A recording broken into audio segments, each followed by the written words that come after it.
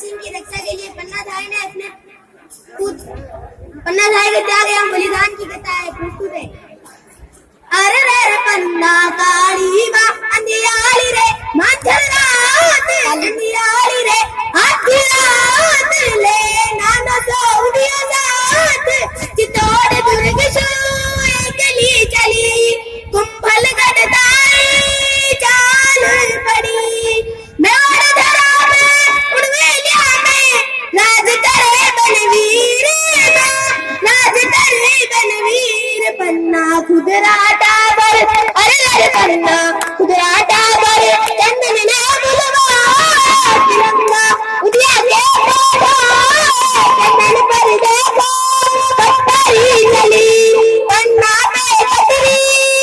पैदा पड़ी पन्ना काली बा अरे पन्ना काली बा अंधियाली रे माथरा अंधियाली रे आधी रात ले नाना सो उदिया चितौड़ दुर्ग सो एकली चली कुंभल गढ़ताई चाल पड़ी आछड़ो आजा मेरे आजा पन्ना तू बड़ भागड़ी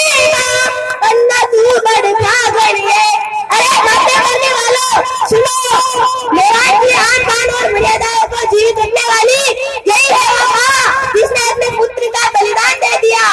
आज सुनो आजा मेरे आजा पन्ना तू बड़ भागड़ी पन्ना तू बड़ भागड़ी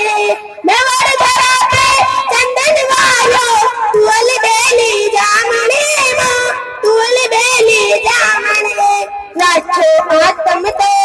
अरे अरे राखो आत्म तो सिसो जारो कुलबान सिसो जारो कुलबान वो